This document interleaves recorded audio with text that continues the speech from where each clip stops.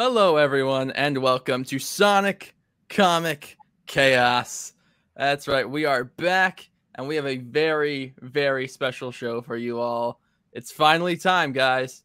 Worlds Unite in Zero. We've made it. We're doing the episode we've been threatening to do for a while now.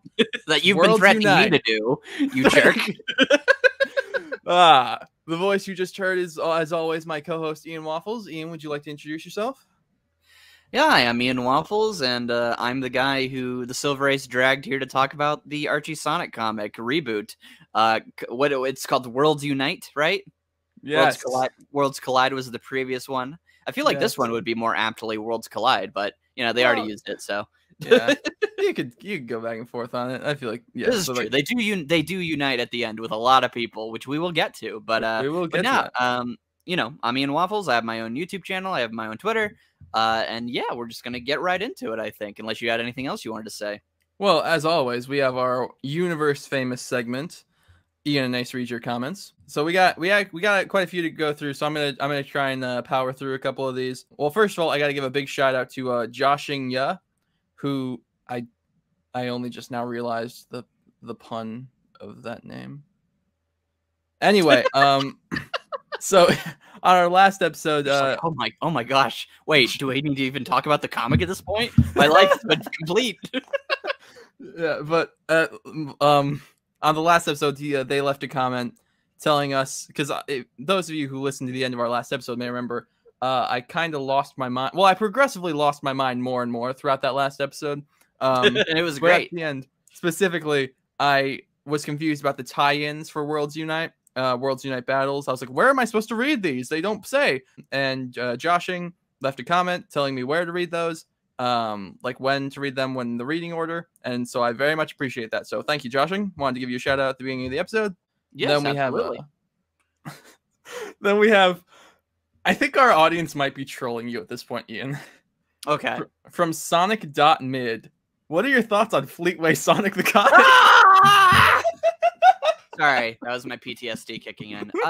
You know, it's pretty bad. It's pretty terrible. And I think you saying that is almost like a personal attack on me. And I will hunt you down and make you read the comic. Because anyone who actually asked that question is either blinded by nostalgia and hasn't actually reread the stupid thing, or hasn't read it at all and wants to they just want to walk into the comments and be like, "Ooh, have you read Sonic the Comic? Tee, sparkle, sparkle." It's like, no, screw you. You haven't read this. You don't even know what you're saying. What kind of person does that?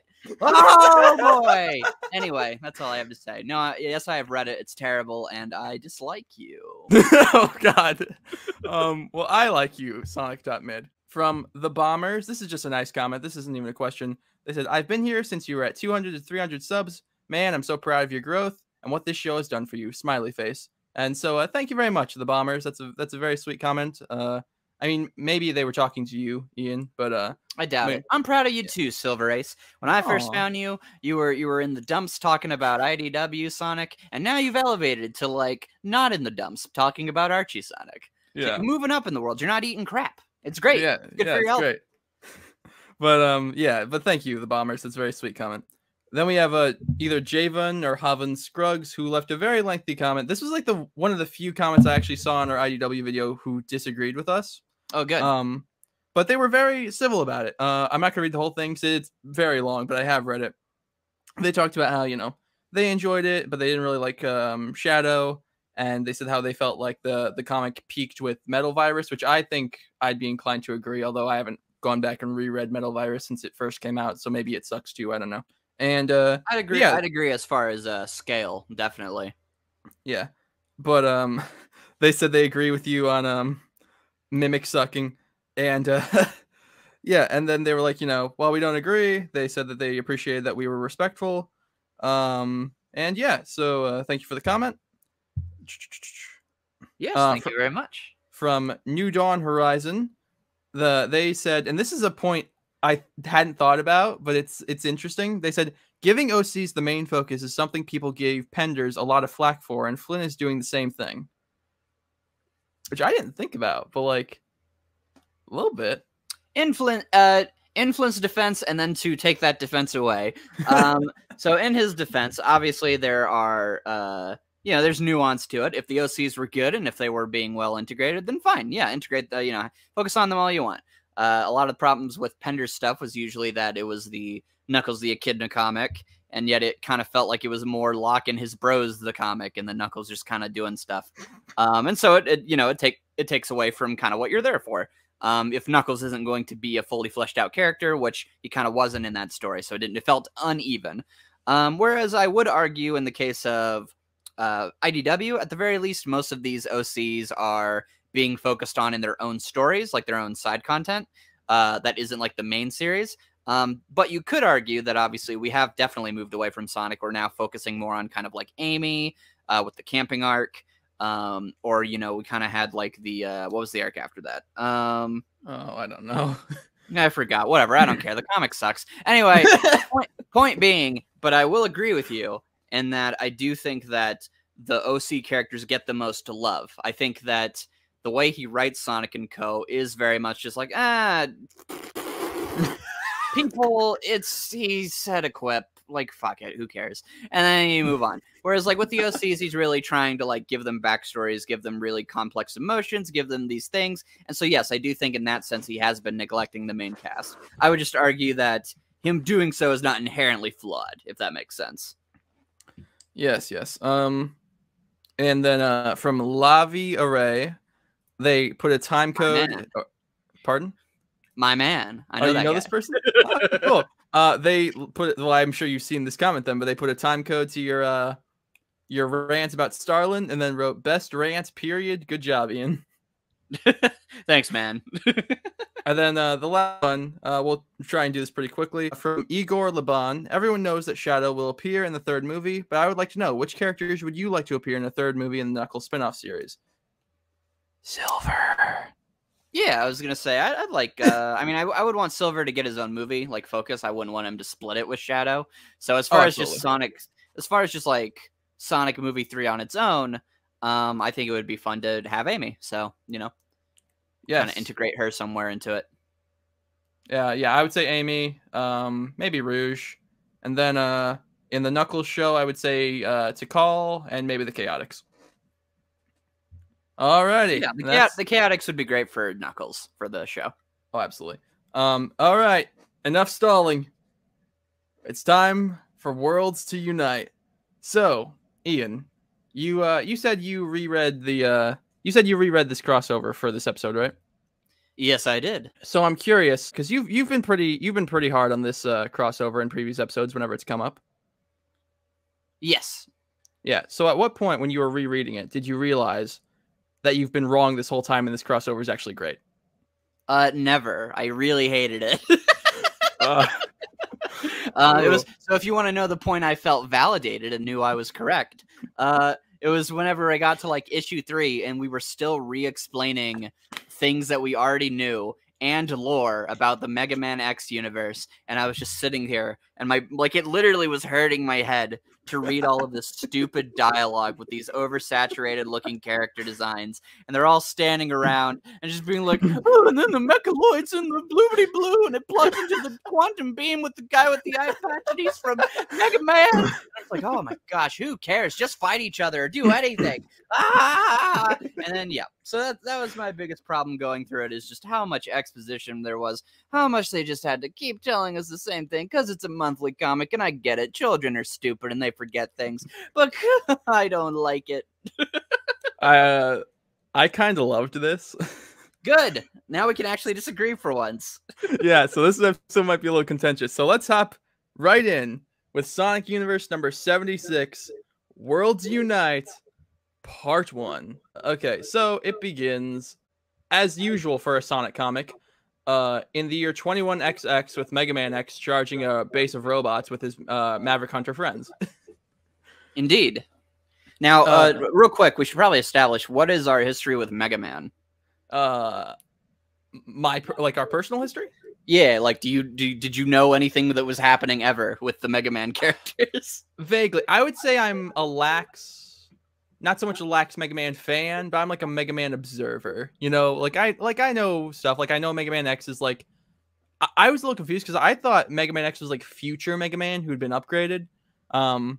But like I know like Mega Man in the past, like Dr. Light builds him because Dr. Light builds like a bunch of robots, and then Dr. Wily makes them evil, and so Mega Man's like, make me a robot, Dad, and I'll fight, or make me like a better robot, Dad, and I'll fight them. And so then that happens. Then I know X is like in the future after like Light and Wily are both dead, and there's like this Sigma dude, and they instead of like Flame Man, now they fight like Flame Rhino or like whatever, like they do like animal stuff. Like it's like I have a very like basic knowledge of Mega Man. Yeah, I have read the Mega Man Archie comic done by Ian Flynn. It's pretty great from what I remember. I read it like 2 years ago, so it's still pretty recent. It's really, really good. So I have a good kind of grasp on Mega Man and his friends. Mega Man X, I know nothing. So that was where a lot of like the stuff was, the terminology was kind of going over my head. But yeah, I don't really know anything about Mega Man X. Like I've seen analysis videos for it, but the only thing that ever stuck out to me about those videos was them talking about like gameplay. So like story wise, I am like completely lost. Yeah. Mega Man X is like the one Mega Man game I've actually like played thoroughly. So I guess hardcore Mega Man fans, if we make a mistake, it's because we're filthy casuals. I'm sorry, but like, but so they're charging the base, and Sigma is like, oh, I'm totally gonna do some cross-dimensional shit, and then X busts in and he's like, don't, and he's like, bye. There was one line of dialogue that I had to write down because it was like really bad, and I was like, oh, is this indicative of the rest of the book? And thankfully, in my opinion, it wasn't. But this one guy goes, it always feels so good to shoot you. I did like that line. And then we cut over to Sonic, and my first note is, oh, this art is not great. Yeah, I mean, he doesn't look too good, but I think everyone else looked pretty okay in this style. And that's what I'm thinking. I'm wondering, and I didn't do any research on this, so I'm sorry. I wonder if the artist on this is typically a Mega Man artist, because the Mega Man characters all look fine, and Sonic looks like a monster. Yeah, Sonic is the one who looks like they were like, I don't know how to draw anthros. Help. Yeah. So I wonder. But then they drew sticks really well, so I don't. Yeah, who knows? Yeah. But so Sonic's running around. He's like, "Oh man, this world's broken up from the thing in my book. Hey, Mega Man readers, you want to read my book? You should totally read my book." And so he gets a Master Emerald shard, which I feel like is interesting because like that's an ongoing thing in the main book. But as we see at the end of this, everything gets reset. So like, it's weird to have him do something that progresses the plot of the main book, only for it to also be undone. You know? Yeah. Anyway, neither here nor there. And then another note I had was, we're already on the last emerald? Because he says, we got one more emerald to go. It's like, man, where'd all the time go? Yeah, that's interesting. Because, like, where this takes place, I don't even know if that's true. But, I mean, to be fair, there's a lot of things in this story that are clearly off-screened.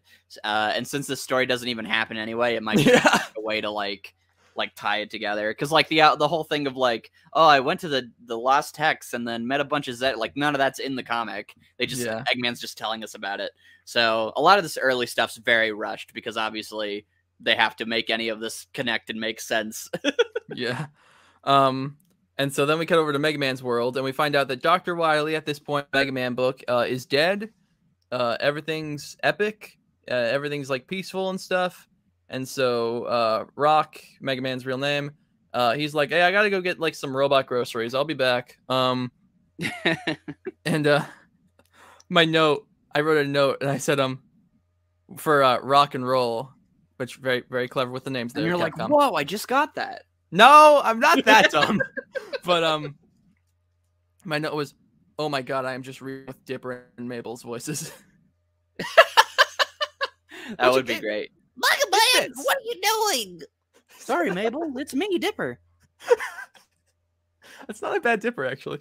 But and then we get to Eggman, and so Roll's like, hey, don't let anything bad happen to you. And Mega Man's like, nothing bad will ever happen ever again, Roll. Don't worry. And if I'm wrong, then like that would suck and be really embarrassing for me. So then we get over to Eggman, who his takeover of the Zeddy is not going great. I wrote, guess Eggman learned before Starlin that the conch only works when you blow into it. Yeah. And it was so embarrassing we didn't get to see it. Yeah, so Orbot, but well, what I thought happened was I thought that just when he wasn't blowing into it, one of the Zeti like sneakily had Orbot destroy the thing because they can control robots. But we find out no, Sigma jumped from his world into Orbot's body, and he's like, "Hey, Eggman, make me a new body." And my note for this was, wait. He's going, "Hey, guy whose life I'm threatening, build me a body, but like, promise you won't fuck with it."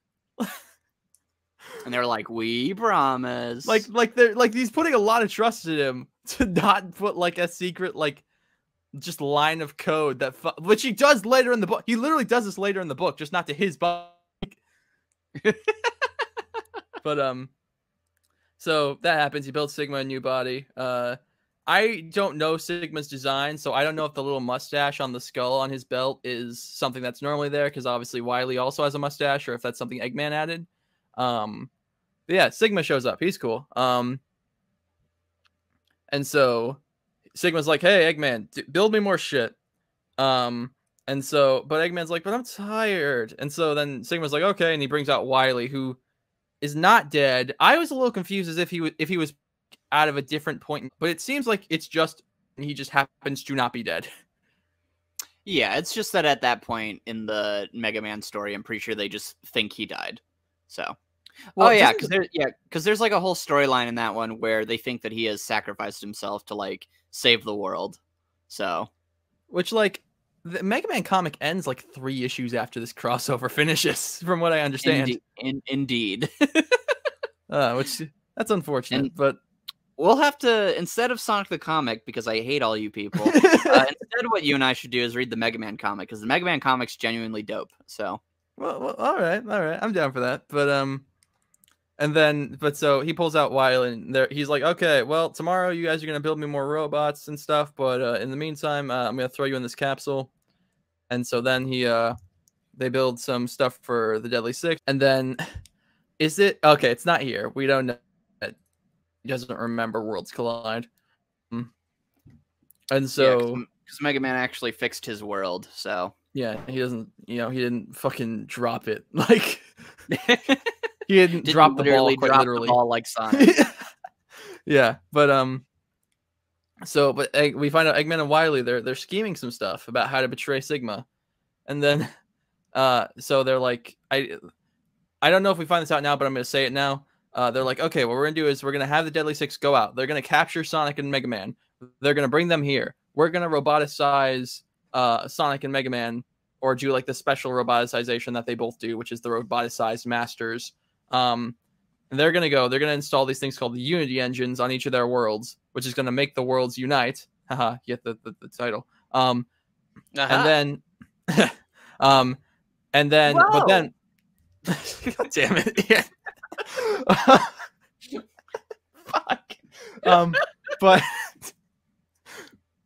But when they see each other, a secret hidden line of code is going to activate, and then they'll fight each other, and then they'll cure each other of their roboticization, and then they'll beat up Sigma for us. Is what Eggman and Wily are planning at the moment. Yeah, they get to like, step 4 out of their 5-step plan, so it's pretty good, honestly.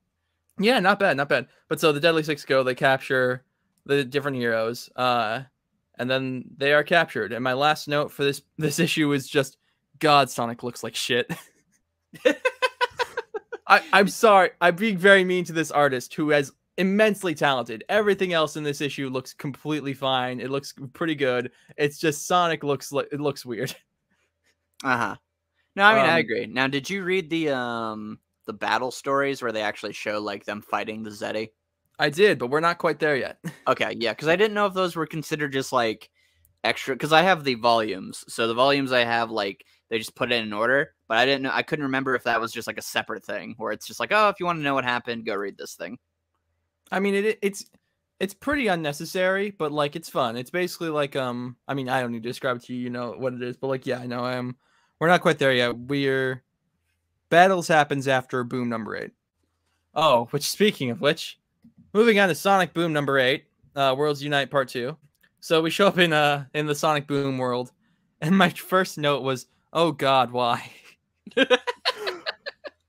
Yeah, how much of this? So you didn't know much of this, did you? That like the Boom people were gonna show up. I knew I've seen stuff from this to know that Styx was in it, but like I don't like Styx, and so my brain blocked it out a little bit. She's very irritating and also like clearly mentally ill, but we're supposed to see her mental illness as funny, which is like a whole other thing. But yeah, so on the Sonic Boomiverse, the Mega Man X, Axel, and Zero show up through a Genesis portal. How did they get here? Well, you'll find out in Worlds Unite Battle Mega Man. The one part of this where we see Silver, because apparently he's not good enough to hang out with the fucking United Army or whatever. Oh yeah, yeah. No, I just realized that because I was like, we'll talk about Shadow, but I was just like, oh yeah, I guess Silver also didn't get to show up. To be fair, there is a billion characters, so there is a billion characters, but there could be a billion and one. There could. Where's Blaze? Where is Blaze? Yeah, wait, they have this whole thing where they're going through the multiverse to get different people. They didn't get Blaze. Not important. Well, I think one thing that's interesting there is, whereas I think with Worlds Collide, it was very much Sonic meets Mega Man. With this story, it's a lot more Archie Sonic meets Mega Man. And so our main characters for Worlds Collide on the Sonic side were the game characters. They were your Sonic, your Tails, your Silver, your Shadow. Whereas here, your main characters are like your Antoines and your Sallys and your Bunnies. And like Knuckles and Amy and Tails are obviously here too. But like because they're more ingratiated into the Freedom Fighters, whereas characters who aren't as ingratiated into the Freedom Fighters, like Silver, like Shadow, like Blaze, don't get as much to do. Yeah. And I mean, like, any individual has to be the judge of whether or not that's a good or bad thing. But like, I don't know, I just thought that was interesting. Yeah, no, I totally get you. But so they're like, hey, Styx, you want to help us out? And Styx gets the Comedy Chimp and Beaver, and it's like, what are you doing? And it's loony. It's silly. I will say I'm not proud of it, but there were multiple times during the story where the Beaver and the Chimp did make me laugh. See, Team Styx isn't too bad. Yeah, they're all right. But so they sneak into Eggman's lair, or Boom Eggman's lair to be specific. And again, another joke I'm not proud of, but I did laugh at this.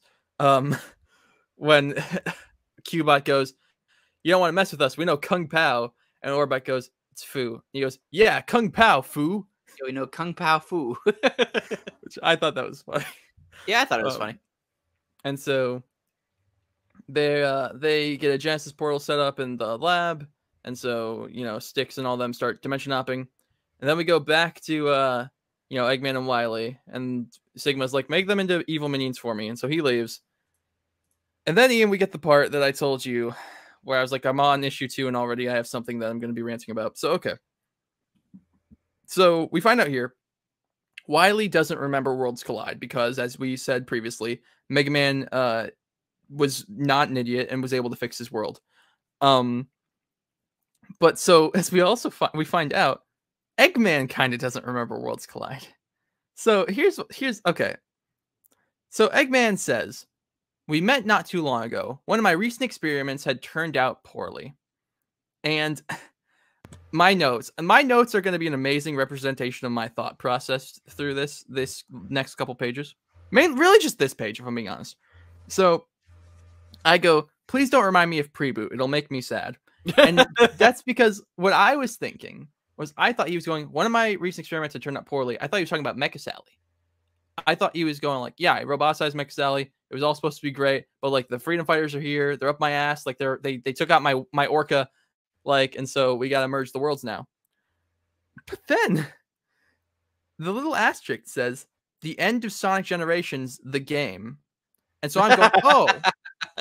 And so I'm going, oh, well, we clearly see in Sonic 247, I think is the issue right before Worlds Unite. God damn it, Worlds Collide. We clearly see that Eggman and Wily have been in communication before that point. And so what I thought was, oh, is this an instance of them going, no, Sonic Generations happened between issues. We just didn't see it, which they did before, which they've done before in Archie. They did that with SA2. They had like a weird special issue, but they didn't do like the actual SA2.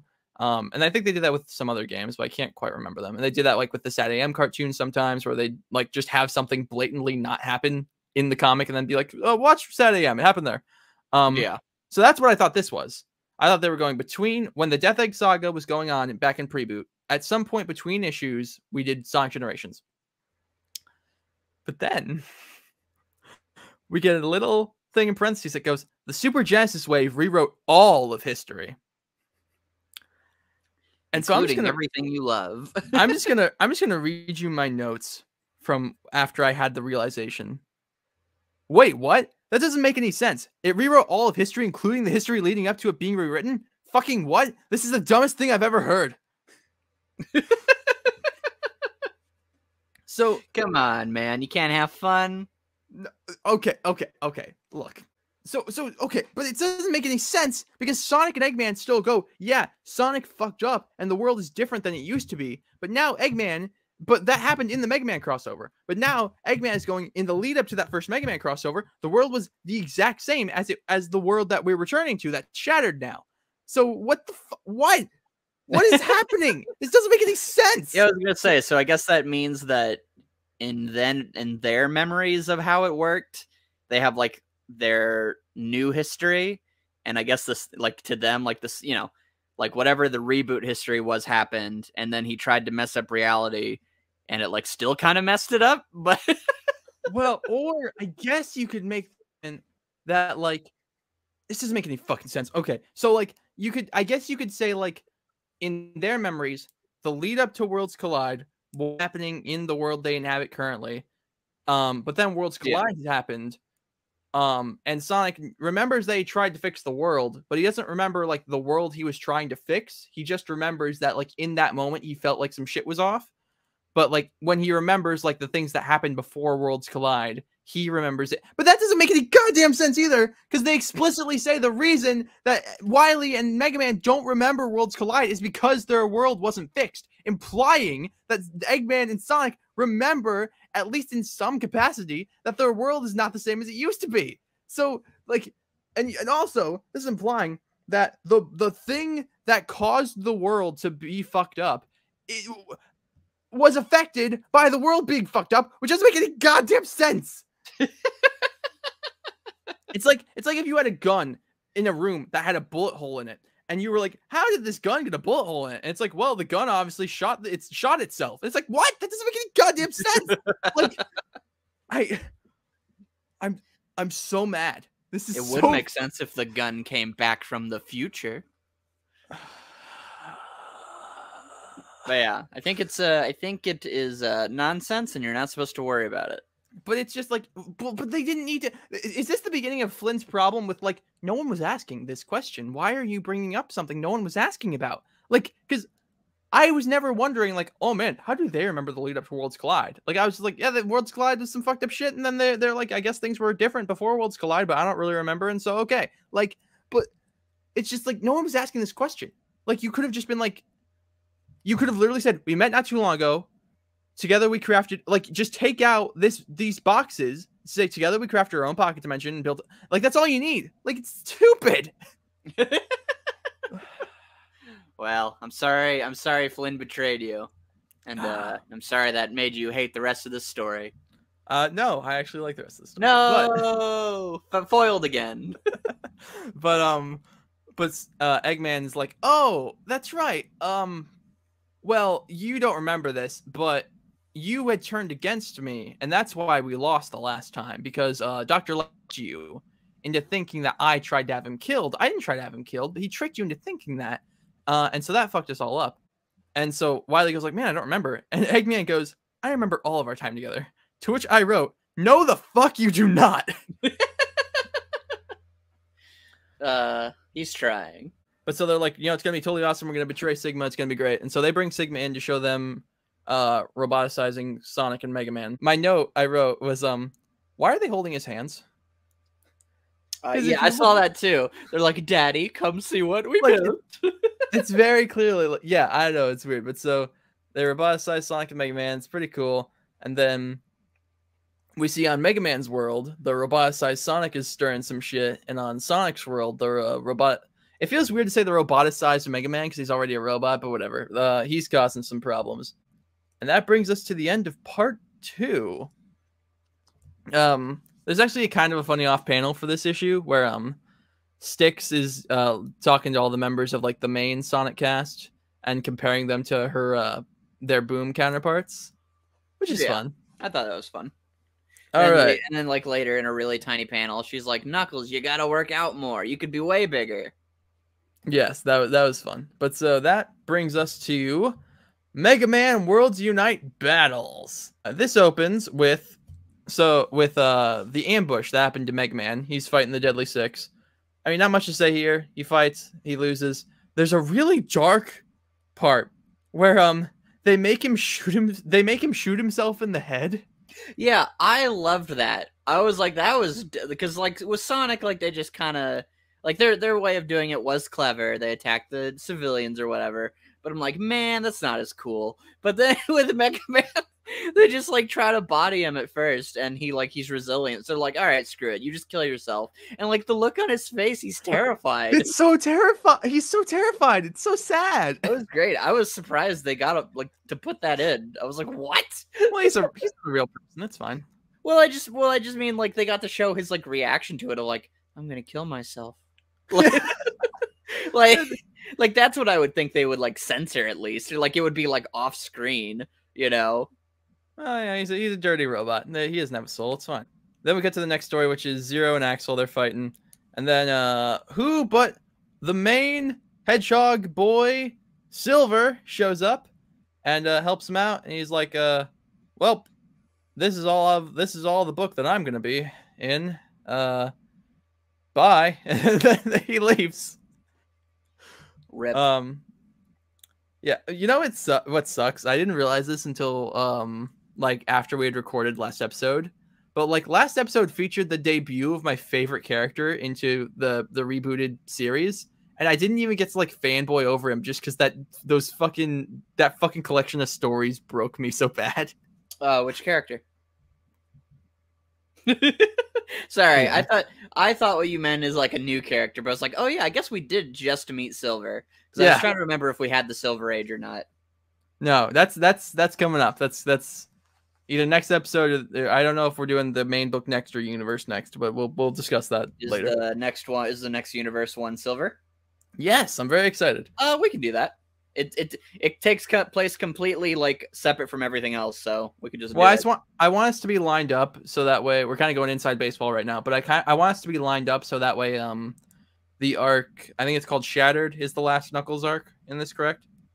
I believe so.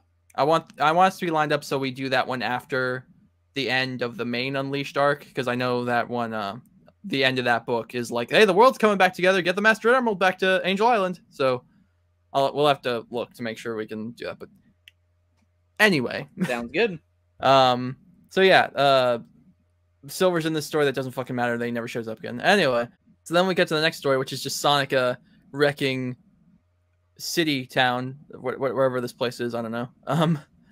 And I will say, Wily. I wrote in my notes, Wily telling Eggman to pull up a chair is kind of baller. Not gonna lie. But so, you know, the robot masters show up and they're like, we'll fight this guy. And so Time Man is like, I'm going to slow down time, but it doesn't matter because he's Sonic. And so he just destroys all of them, and it's great. It's really fun. It's just really cool to watch Sonic just body all of them. And then the one guy, after Time Man gets taken out, he goes, Plan B! Which I thought was really funny. Yeah, I mean, we'll finish talking about these fights first, and then I'll go over my critiques. All right. Well, I mean, that's it for Worlds Unite Battles Mega Man. Load, you slow web page. I mean, a physical copy of the comic I have. Yes, go support your local wherever you can find obscure Archie Sonic comics. It's the only way you should read it. You should absolutely limit yourself because, you know, reasons. Yeah. Okay, so going into Sonic number 273, Worlds Unite Part 3. Sonic still fighting the Robot Masters. It's still a good fun time. And then Dr. Light's like, fuck, who's left? And so he sends out a guy who looks like a tree and some other people. Meanwhile, on Sonic's world, Mega Man's fighting them, and I love how all of because I think if I remember correctly, Wily did most of the work on Sonic, and Eggman did most of the work on Mega Man, and so all of Mega Man's different weapons start with egg, which I thought was fun. I loved that, and I loved that he's called Eggman. Yes, it's so great. Yeah, I thought that was fun.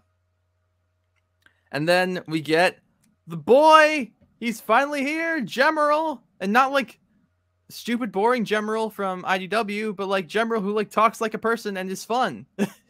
Yeah, Master, I've collected wood for the next 6 years. Yeah, that was great. So is this what Gemerald's been doing this whole time? When they're like, "Oh my God, the world's shattered, and we need to get the Chaos Emeralds and Sonic's a Werehog." Like he's just been hanging out here. He's babysitting. No wonder Omega bullies him. But Cream is on Sky Patrol. He's babysitting her mom.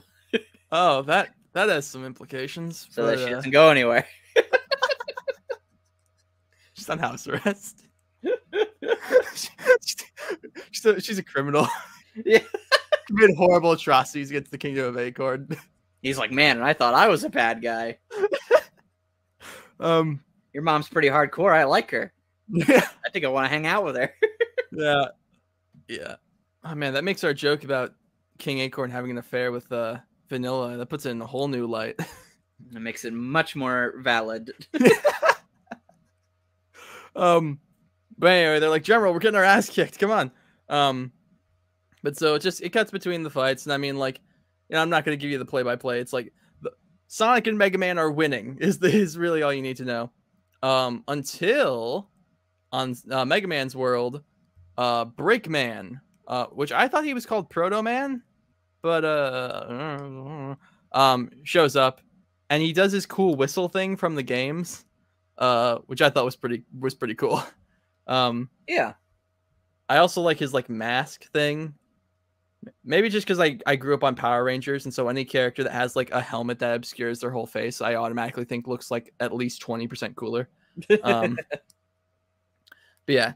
So Breakman shows up on Mega Man's world, and to parallel that, Gemerald rolls up on Sonic's world, and I wrote, beat his ass, Gemerald. But I said that this is kind of the first time I've been genuinely invested in this fight, because while I think the fight is cool and it's pretty to look at and it's fun to watch, you know, the main characters, you know, be evil and just like walk through the main cast of their respective universes. With Sonic fighting the Mega Man cast, it's like I don't really care about those characters. And with Mega Man fighting the Sonic cast, it's like it's not like he's not fighting like Shadow and Silver and all those characters. So it's like they're not gonna win. Like, you know, it's like the power scaling is a little off there. Yeah, that's basically my main problem with the fight, is that it's like all the characters come out and they're like, whoa, we're gonna do stuff, and then nobody does anything, and it's just kind of a mess of just like, oh, I've been hit, oh wow, we're pretty useless, huh? And then the doctor's plans go according to plan. They're like, well, I'm glad we didn't have to do anything. Yeah, I don't know. I think it's fun. Have we gotten past the part where Sonic, I think it's Flashman. Yeah, he tries to freeze Sonic, but then instead of like shooting him while he's frozen, he decides to stop and explain his powers. And so Sonic breaks out and he goes too slow, and he just fucking like knocks him into orbit. It's great. But like when there were certain moments I liked, but I just felt overall my eyes were starting to glaze over because I'm like, oh my gosh, just to lose already. Yeah, well, that's the thing, right? And it's like when Gemerald shows up, it's like, oh man, he could actually win, but like he's not gonna win, and so it's like, oh no, like, but I want him to win. Like, yeah, that's a bit better. Yeah, and then with Breakman, it's like, well, he's cool, he's still not gonna win, but like, you know, it's at least more entertaining to watch. But so, alas, unfortunately, they also lose, and Sonic and Mega Man activate the World Unity Engine, and then they see each other. And I gotta say, this last page I thought was slightly confusing, because they have it set up to where, so it's a splash page, so it's one image, but it's meant to be them seeing each other, and they're seeing each other in the distance, but like it's just kind of it's just a little confusing. Like I think it would have been better to like actually show them, like maybe have them be across from one another looking towards the center of the page and they see each other and it's like divided like that. Because the way it's set up now, what I thought at first was that there was like a new thing that showed up that they were going to have to fight. I didn't realize they were seeing each other. Oh, no. Yeah, no, I get what you mean. Yeah. All right. But so then that's it for that issue. And then we move on to Mega Man issue number 50. And I wrote, it's kind of unfortunate that this big landmark issue is a part of the crossover. Like, regardless of how you feel about like this crossover as a whole, it is kind of unfortunate that like, this is Mega Man's 50th issue, but he's got to share it with all these Sonic characters. Well, and for Sonic, it's his 275th at one point. Yeah, it's gonna be really depressing when we get there. When we get to that issue. We'll save it till we get there. But yeah. So kicking off Mega Man number 50. So Sonic and Mega Man see each other, and they're like, "Well, time to do what any superheroes do when they're in a crossover: fight." And so they do, and so they begin to fight, and it's whatever. It's fine. And then I wrote in my notes, "Why are the Chimp and Beaver here?" When X rolls up with Sticks and all them. And you're right, Sticks doesn't look bad in this art style. That is interesting. And then we get introduced to Magic Eyeball Man, who I don't know this character at all. They do an okay job of like telling us who he is. Like, he's a terrorist who hates technology, and he tried to do something in the past. Yes. And then a portal comes out of his eyeball, and he's like, "Destiny is calling me." And so then he goes. But so then back with Sonic and Mega Man, they both hit each other with a big pew, which changes them back to normal, and also lets them know that Sigma is responsible for what happened to them. And so they're like, "We gotta go fight Sigma." And then meanwhile, Dr. Eggman and Dr. Rella are like, "Oh fuck." And so they try and sneak off. And then, Ian, is it time for the best part? Yeah, would you like to tell the audience what happens next? I think we're talking about the same thing. So then, Ian Flynn was like, "All right, who's a character people want to see? Obviously, my boy Shadow." And then he's like, "But wouldn't it be funny?" And then Shadow fucking died. And not just like, and that's the funniest thing about this, right? Is that it's so quick, and like they spend so little time on it, and like it barely affects Sonic at all. Like he's like sad about it, and then he like acts normal for the rest of the story. But like, so that makes you think like, oh, okay, so like Shadow's not dead. He like chaos controlled because like that's a thing he would rationally do. But no, he actually died. Well, and what I think is so interesting is because he says, "All of you grab on." So what I thought is like everyone grab on. Yeah, so if you were gonna do the twist, you would have set it up. Yeah, and so I'm like, he's like, "Everyone grab on. I'm gonna do chaos control." And even then, when the ring falls, first of all, it's only one, and second of all, it's like they've done that before. That's literally what they do in SA2 and in the X adaptation of SA2. It's like, oh, we have his inhibitor ring, but like he's gonna show up, like, but nope. And what I think, and so I actually doing some research for this episode, I found something.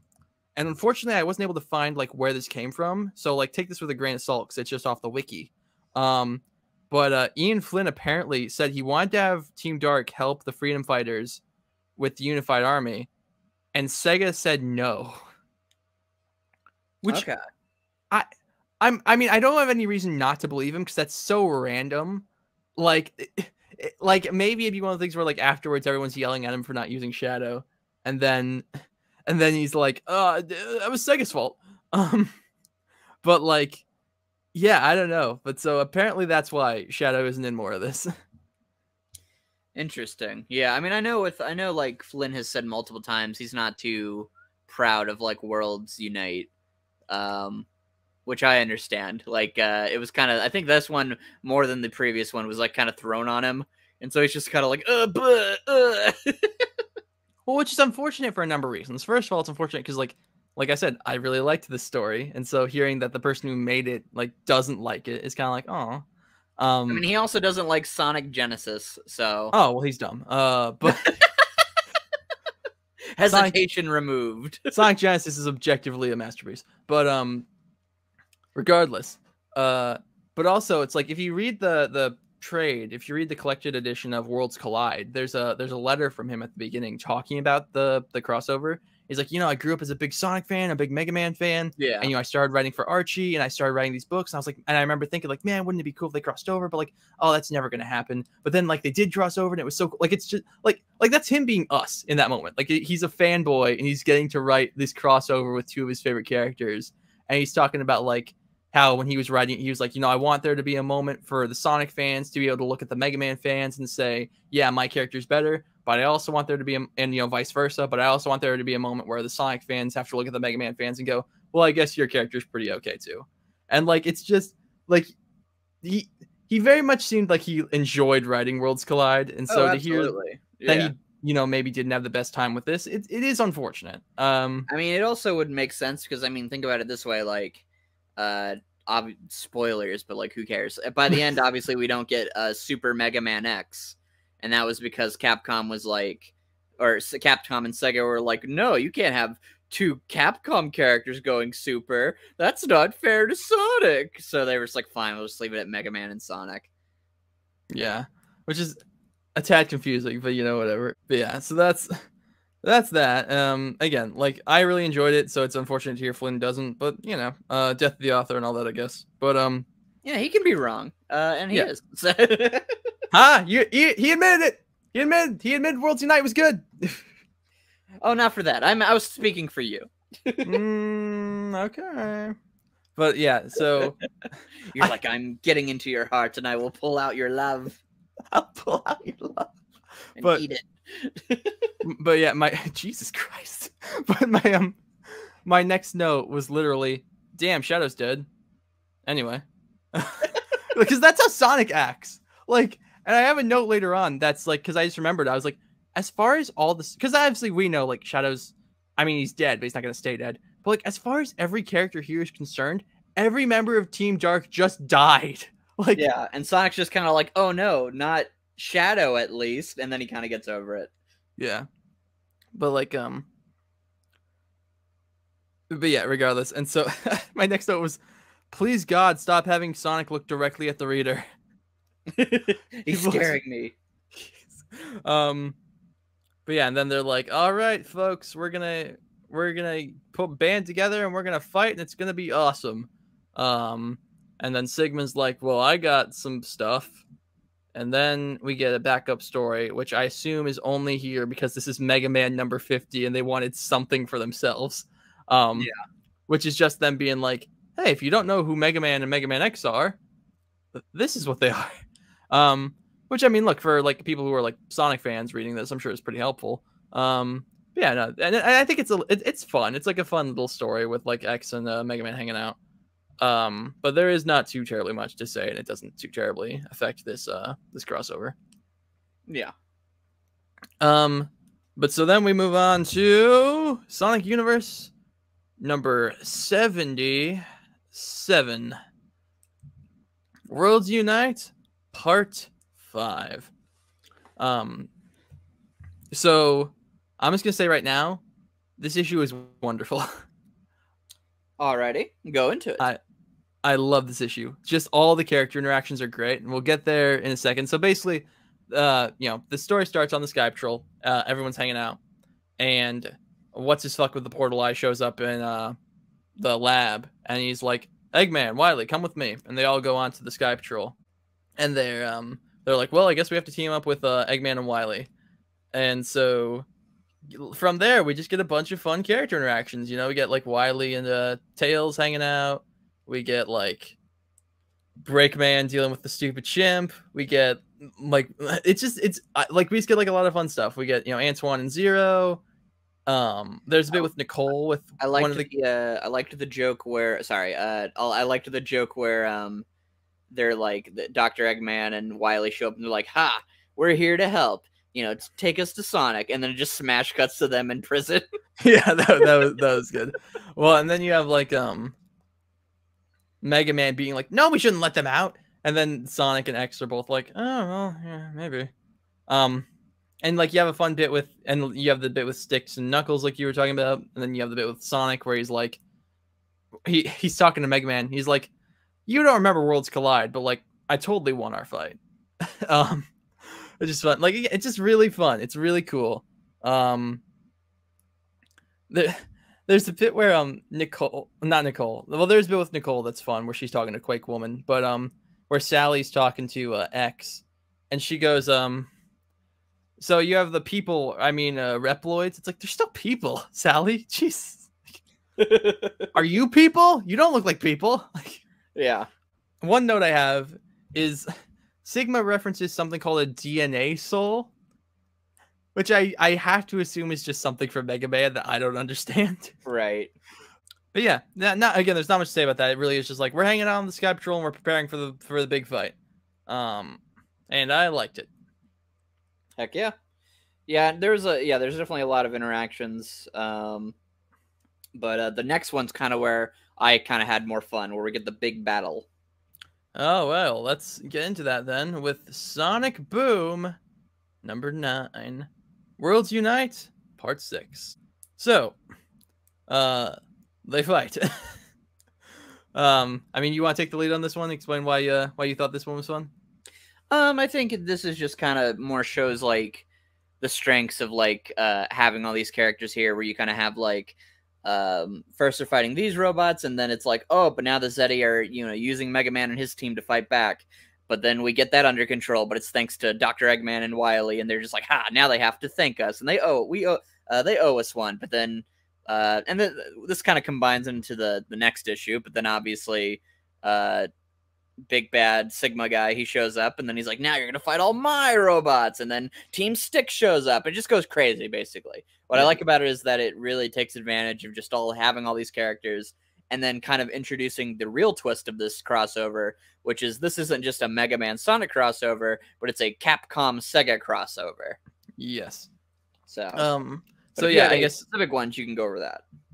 Not really. Again, like this issue is fun. Like I'm sure there's like a lot of this story has there's like a lot of little details in the background if you look.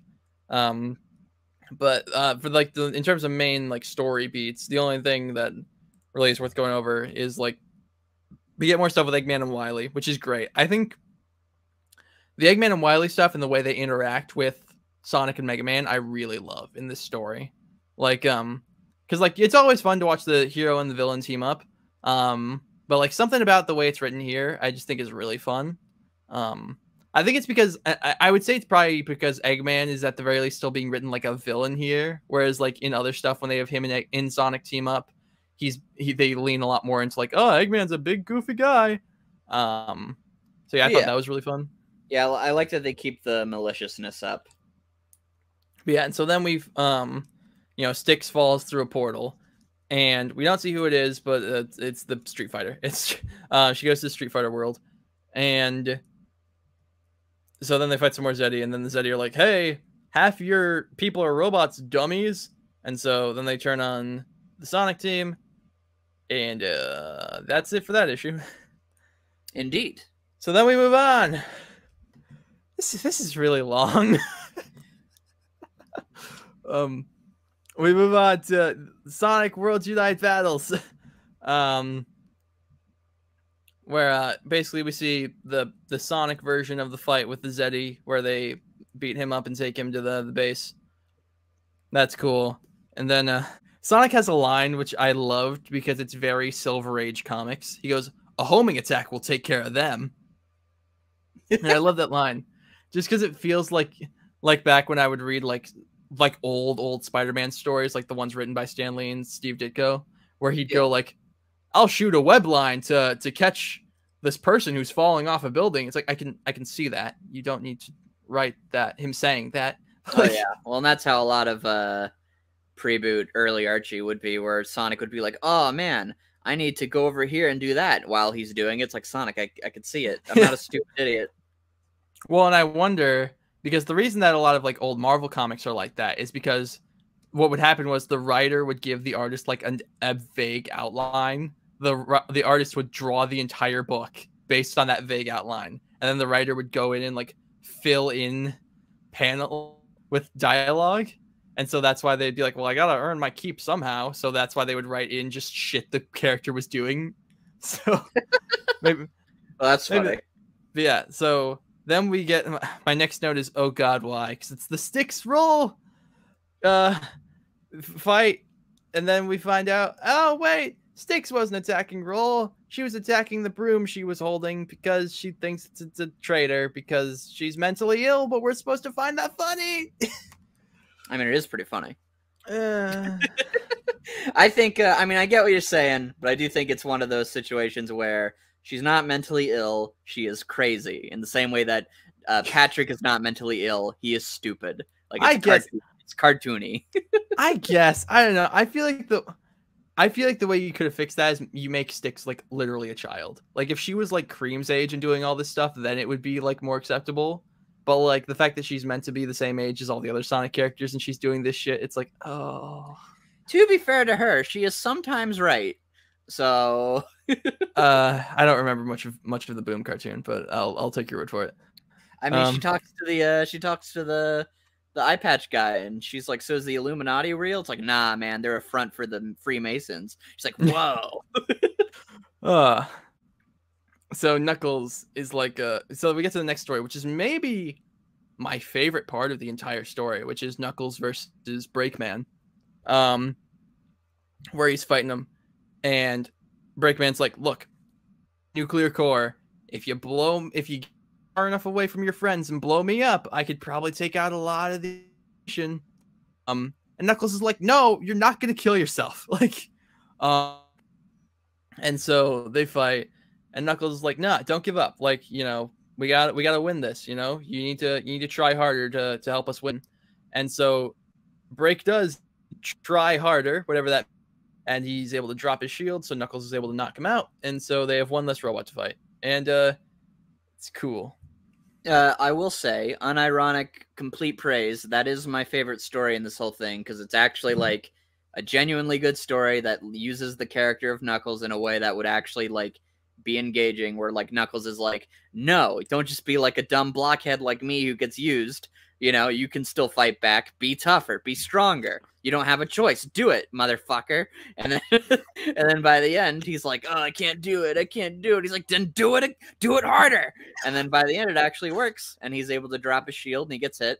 And I love the final part where he's like, "Well, it looks like you won this battle, Knuckles." And he goes, "Yeah." And it looks like you won yours. And I'm like, "Yeah, let's go." Yeah.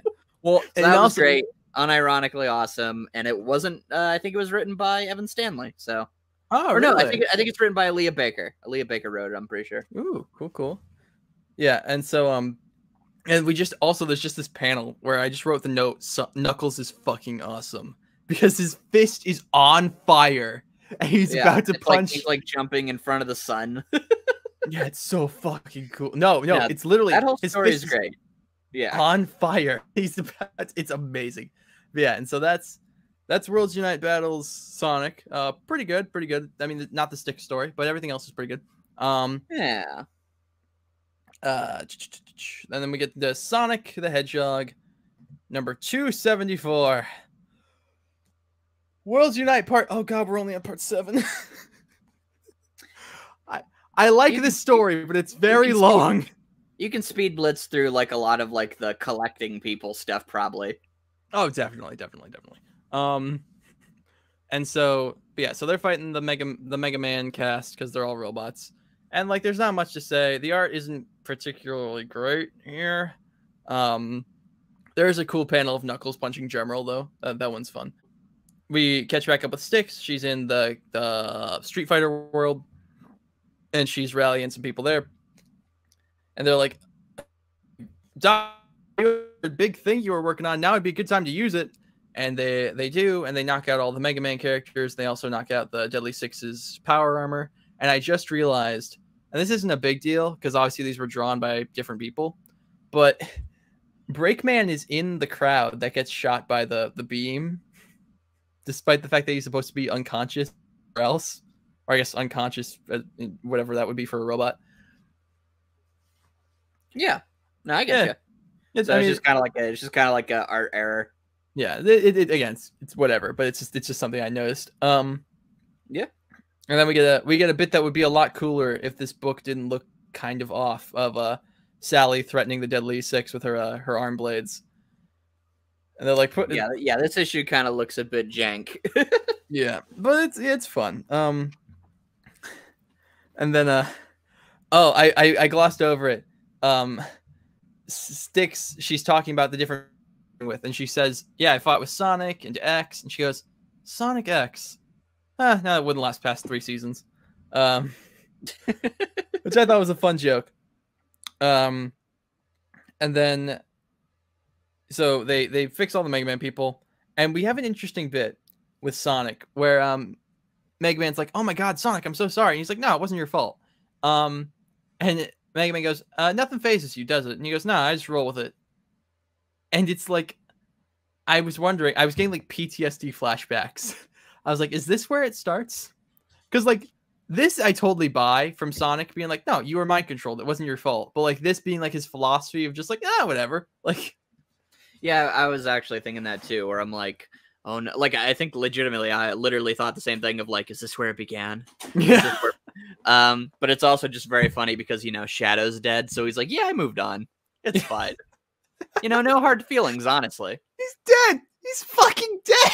He's like dead. Like he is a smoldering pile of ashes.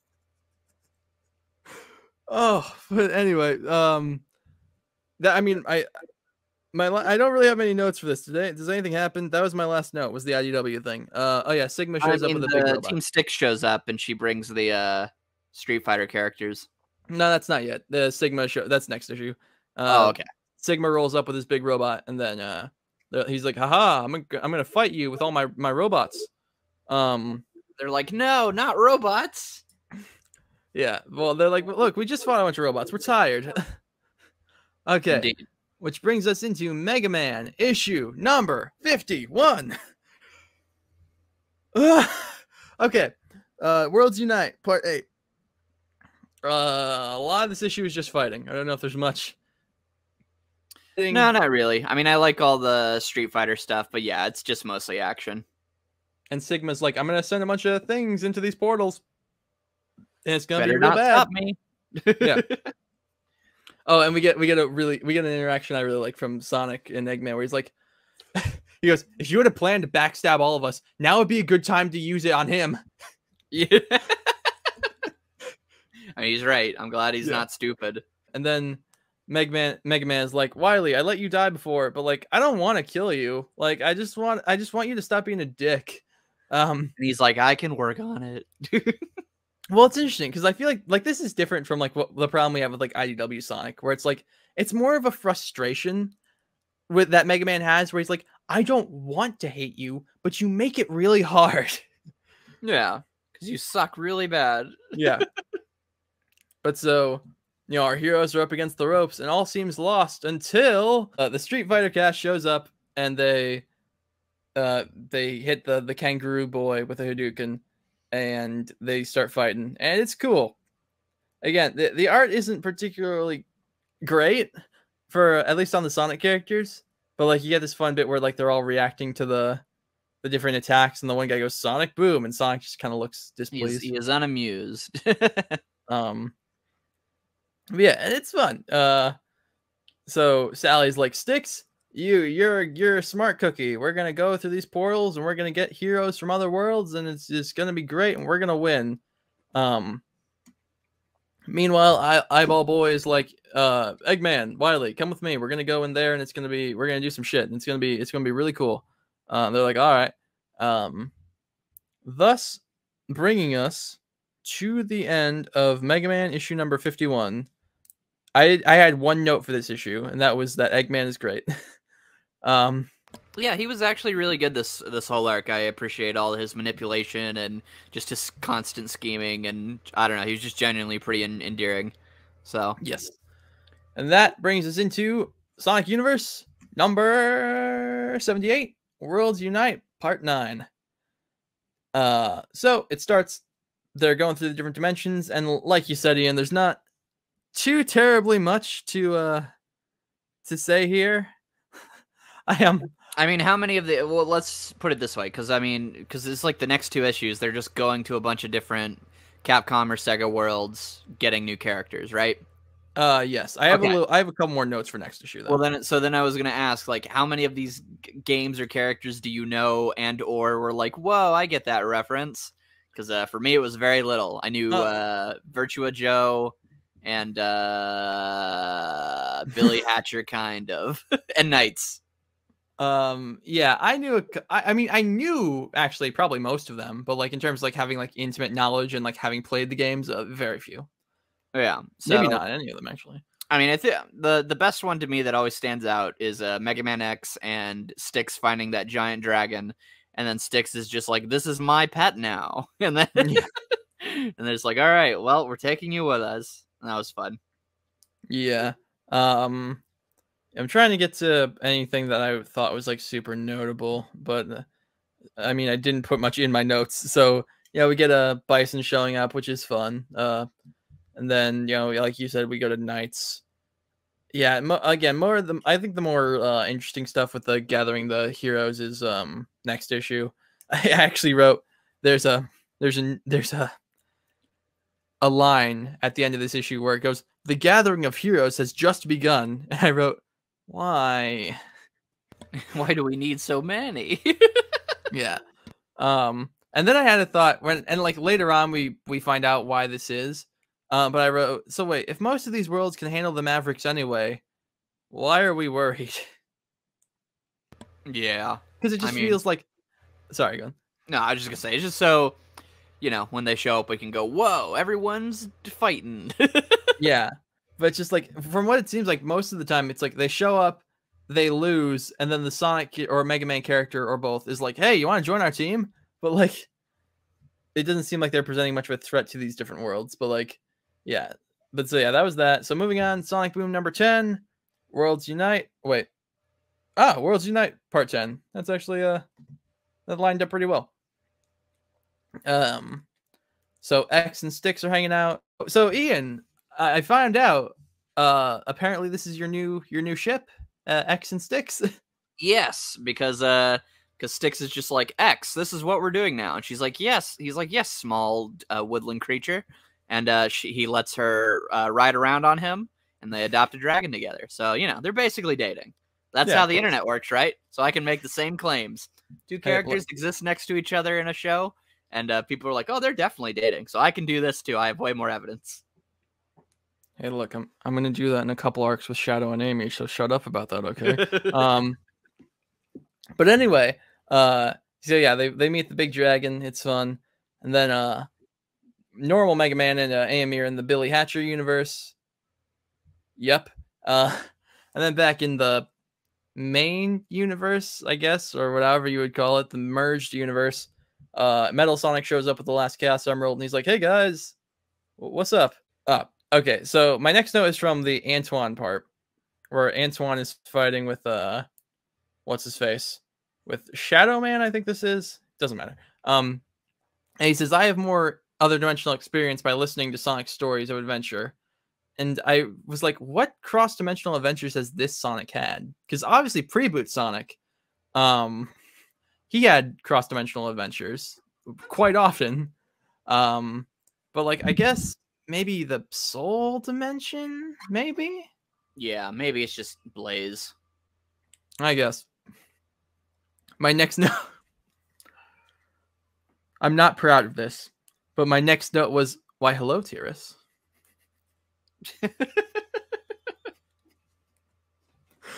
Why aren't you proud of it? Well, look, you know, she's the one like real woman. She's one of 2 real women who shows up in this comic. Don't fucking judge me, listeners. Your normie kink of real human beings. Gosh, Ace. Really low standards here in the Sonic fandom.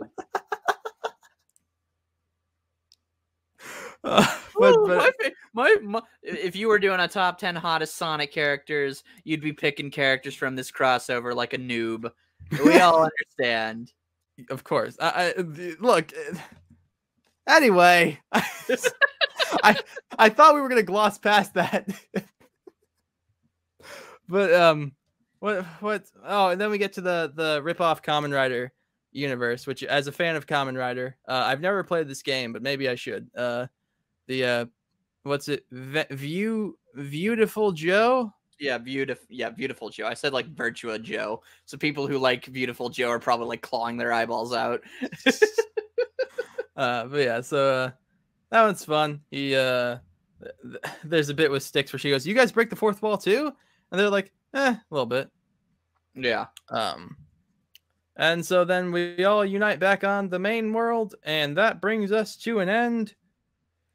To the end of this issue. Oh, one note I forgot to. A couple notes actually. One, Styx just shows up randomly in the Beautiful Joe universe, and they're like, "How'd you get here?" And she goes, "I fell through a plot hole." They go, "You mean a Genesis portal?" And she goes, "Whatever."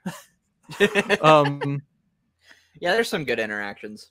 Yeah, I thought that was fun. And then my next note was just because this is why I had the realization. I go, "Everyone here is concerned. Team Dark is dead." Nobody cares.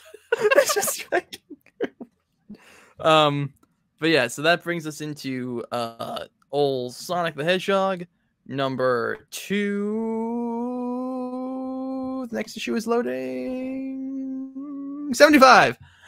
And I wrote this. Oh, this is the last landmark issue of the series. Womp womp. Sad, but Worlds Unite Part 11. So yeah, we got all our heroes gathered. It's a big group shot. They go fight. Yeah, the art's really good in this finale section. Oh yeah, well my next note was Evan Stanley drew this. Like I could just tell. She might have drawn the last issue too, like the last Boom issue. I'm not. Yeah, they look the same. So. Well, I could tell right away because there's a mouth thing she does, where she'll give Sonic like the Steven Universe mouth. And so that's how I was able to tell it was her. Also, like once I had that in my brain, like her other Stanleyisms came out. My next note was she keeps drawing him like classic Sonic, and it's making me uncomfortable. Just because like there's a lot of parts. There's a lot. Sorry, there's a lot of parts of this where he looks a little stout. Yeah, no, he's much smaller in this.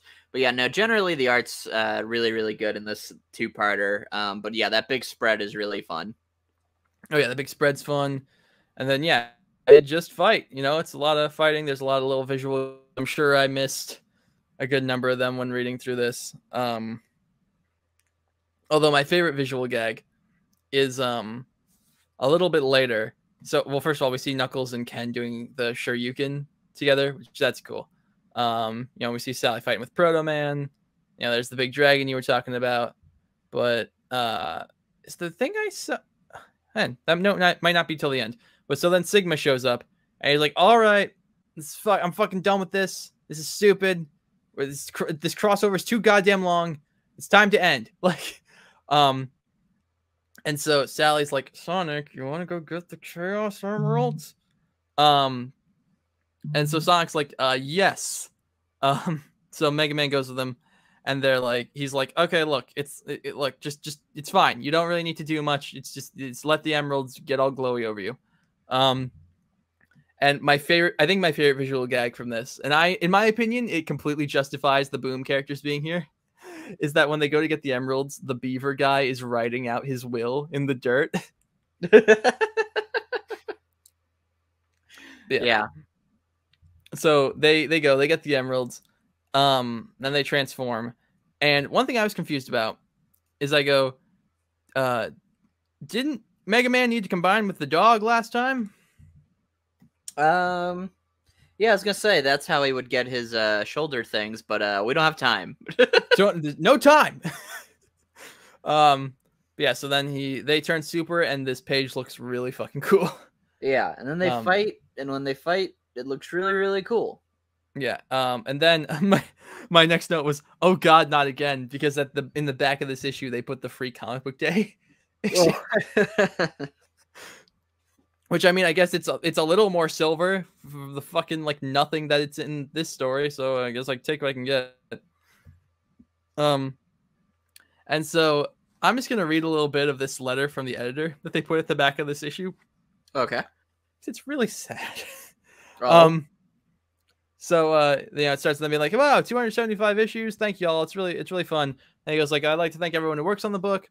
And he goes, it's always a pleasure to work with such a devoted team. I know their dedication and passion will continue on for even more Sonic milestones. Which I guess is technically true. Yeah. Just not Sonic milestones at Archie. Yeah, it's crazy that IDW has already hit 50. Don't remind me, I'm old. But like, and then he goes, and then it wraps up with going, we've got a lot of great stories lined up for you as we enter the Sonic franchise's 25th anniversary to start spin dashing. So start spin dashing in place to prepare yourselves for the epicness. The best is yet to come. Yeah. It's just like, and like, look, it didn't really hit me until this point, but like, we've got like what, three arcs of the main book and 3 arcs of Universe left. I was gonna say, yeah, we're getting through it. Yeah, it's weird, but like, yeah, it's something, you know. It's a little sad, you know, especially since like, because when Archie first got canceled, I remember like having a mix of emotions because like I had kind of fallen out of the book because of like the reboot stuff. But now that I've gotten back, now that I've gone and read the reboot stuff and realized it's actually pretty good, it's like, oh. Yeah, you're starting to actually have to go through what we went through, coward. So, you know, it took you long enough to get this pain, but you deserve it for waiting so long. Now you know what we went through. And it hurts even more because you know it turns into garbage with IDW. So I think you got what you deserved in the end, honestly. Well, I will say, at least I know it's coming. At least I can brace for impact, whereas it was probably a little more sudden for people reading it at the time. Yeah, and it hurt. It made me sad. Although I actually was reading it at the time. I think like I started picking up like after the last arc of Unleashed. So like I read that and then I read like Genesis of a Hero. And then I was like, man, Genesis of a Hero, part 3 of 4. Can't wait to see how they wrap this up. It's always hilarious too because they've like adapted it twice now, I think, where it's like we're gonna do the classic games, and then they never get to Sonic 3. Yeah, that's It's also just funny. It's also just funny that the last off panel in the franchise is a JoJo reference. Oh, I don't remember that. We'll have to see that when we get there. But and then my last note was just, what the fuck is this off panel? I forget what's that one. It's Sonic Boom Sonic going like, this is our 275th issue, and then Mega Man pulls out the Mama Beam to make Mama Robotnik appear, and then Sonic's like, nope, I'm going away, and then that's it. It's funny because she's Eggman, but a woman, and I fat. think this is like a John Gray thing, because I know at the end of the whole arc, he goes, John Gray like writes a note where he's like, Mama Robotnik is great, and I'm gonna put her in everything. I mean, she's from Adventures of Sonic the Hedgehog, so yeah. Well, you know, that shows okay. So it's just, yeah. I mean, it's just a reference to an obscure character. Yeah. But then we're finally here, Ian. Yeah. Mega Man, number 52. Worlds Unite, number 12. The epic finale. Mm-hmm. So, we open up with, Sigma. He's fighting them. And it's really fucking cool. Yeah, no, this whole fight is really good. Like, I did really like all this. But yeah, so then Glowy Eye Man brings Wily and Eggman to the Master Engine, which that kept confusing. I kept thinking they were gonna say Master Emerald, and then it kept being Master Engine.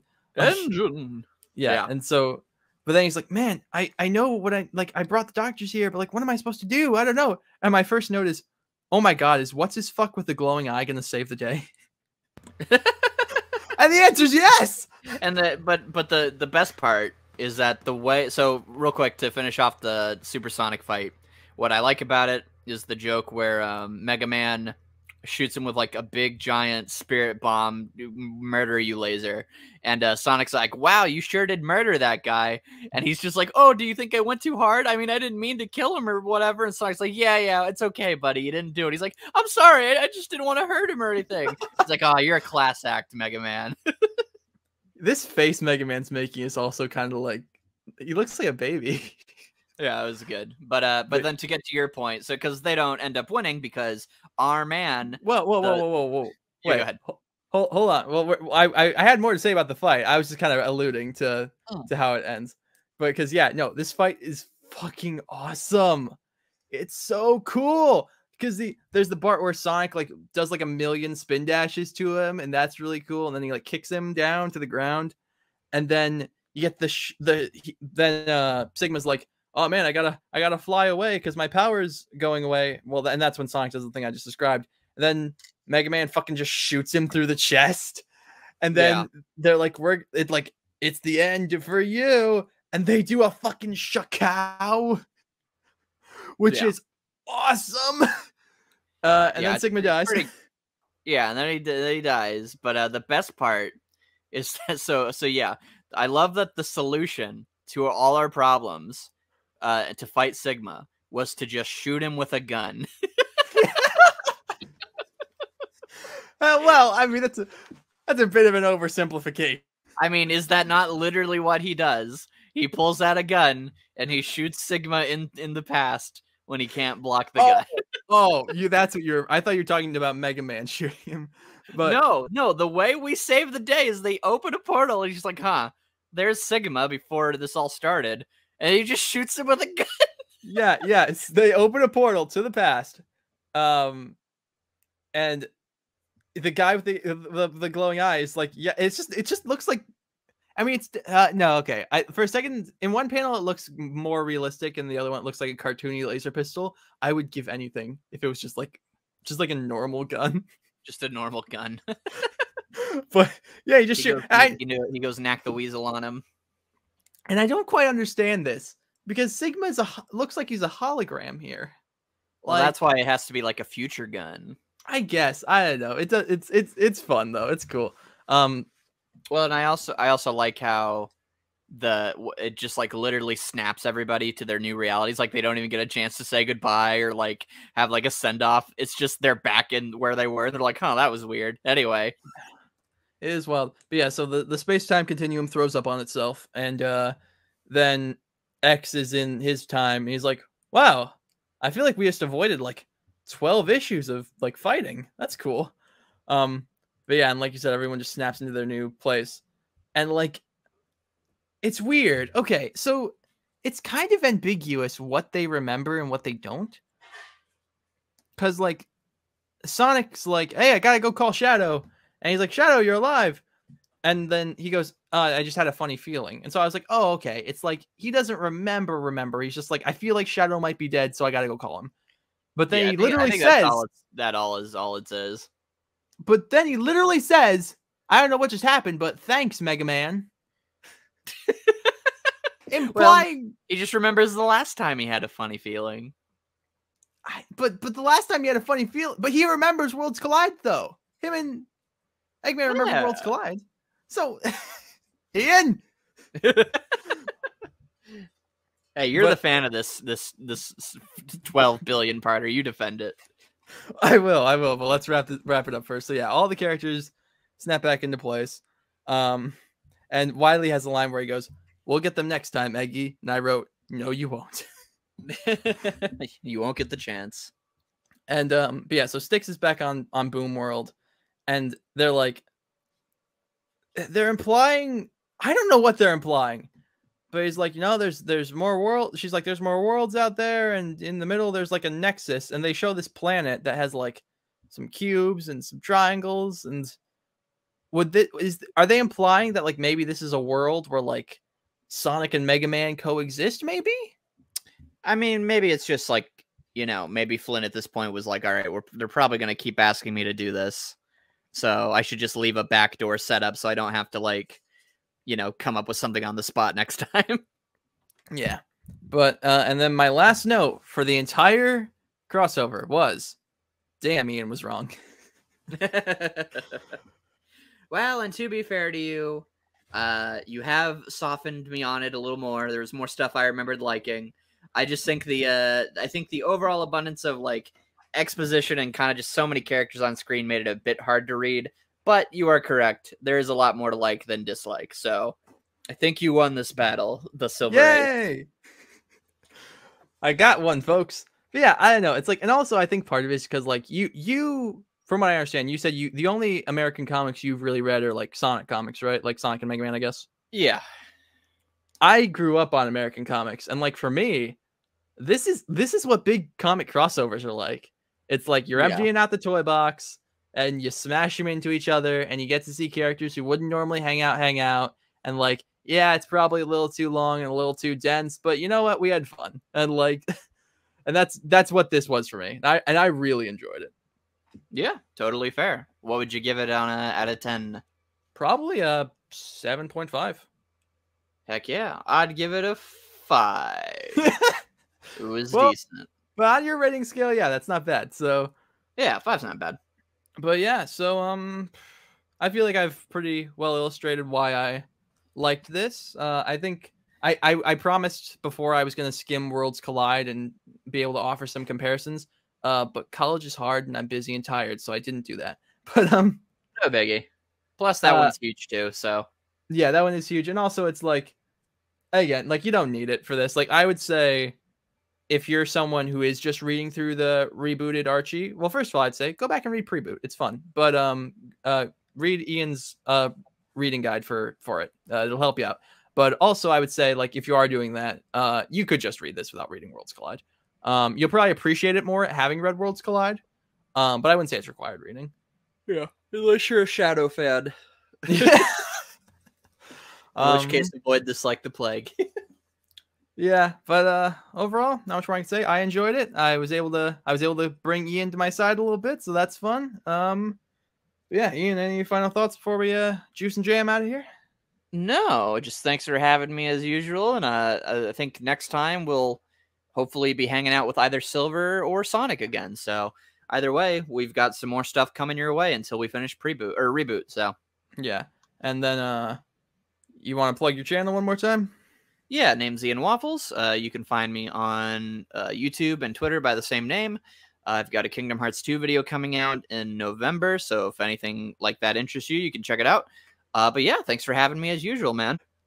Yeah, so with that all out of the way, come back next time when we talk about either the Silver Age or Cold something. It was it was called like Cold whatever. There was the name of the next main book arc, but well, one of those. But until then, please leave a comment. Tell us what you thought of Worlds Unite, what you think about whatever. You know, we like getting comments.